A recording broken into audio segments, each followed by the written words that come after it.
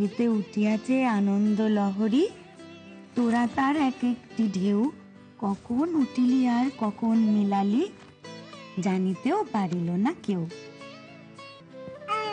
আচ্ছা মেজদি, ধরো যদি এমনটা হয়, ও কথা শিখবার পর প্রথমবারও কোপতে বললো, তবে বেশ হয় না? তা তো হয়। আমি তো ওনাকে বলি বউকে কেমন করে ভালোবাসতে হয় এটা মেজ ঠাকুরের কাছে শিখতে। সে না হয় হলো, তুমি বলো দেখি, ছোট ঠাকুরপো এখন তোমার খানিক বেশি খেয়াল রাখছেন তো? তো উনি তো কিছুই বোঝেন না, কেমন যেন একটা। কি বোঝেন না? কিছুই বোঝে না। বলি, তোমার তো দুখানা মেয়ে আছে, কোনোদিন তাদের মুখে বাতের কথা ভেবেছো? এইসব আদিক্ষেতার কথা তোমার মাথাতেও এসছে? তা ওর মতো করে কোনটাই বা আমরা ভাবতে পারি বল? হ্যাঁ, তা বটে।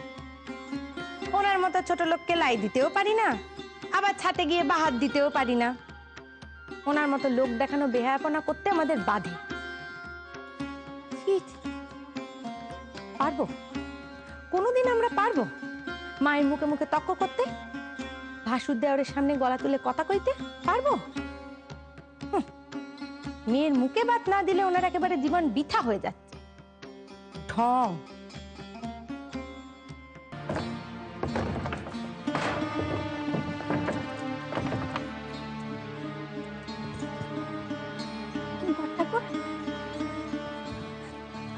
বদি, বদি, ও বদি, ছোট বউ না? বদি গো, চল তো দেখি। ও বদি, বদি গো, শিগগিরই একবার নেমে এসো নিচে। ও বদি,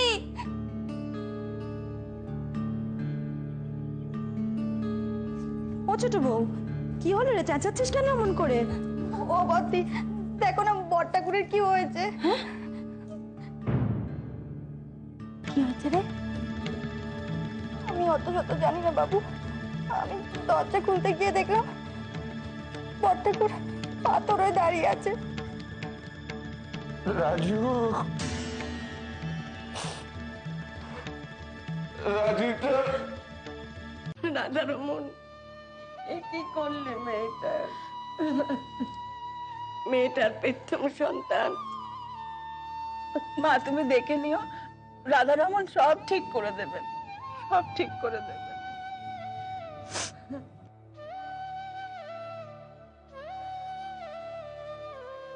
মেয়েটার উপর দিয়ে যে কি যাচ্ছে, ওরা যেমনটি বলেছিল আমি তেমনটি করেছিলাম। ওরা বলেছিল ঘরের বউকে ওরা ঘরেই রাখবে, বেশি আদর যত্নে রাখবে। আমি তো কিচ্ছুটি বলিনি। বাড়ির ছোট্ট মেয়ে, প্রথম সন্তান, তবু বুকে পাথর চাপা দিয়ে ওদের কথাই মেনে নিয়েছে। তবে কি এমন দোষ করলাম রে যে মেয়েটার কপালে এমন হলো?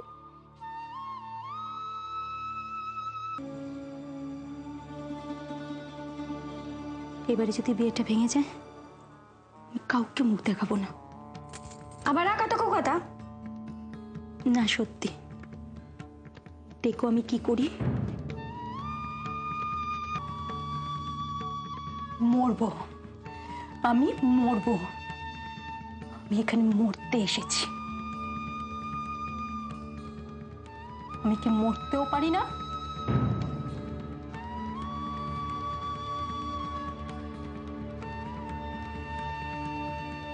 আমি এখানে মরতে এসেছি। আমি কি মরতেও পারি না?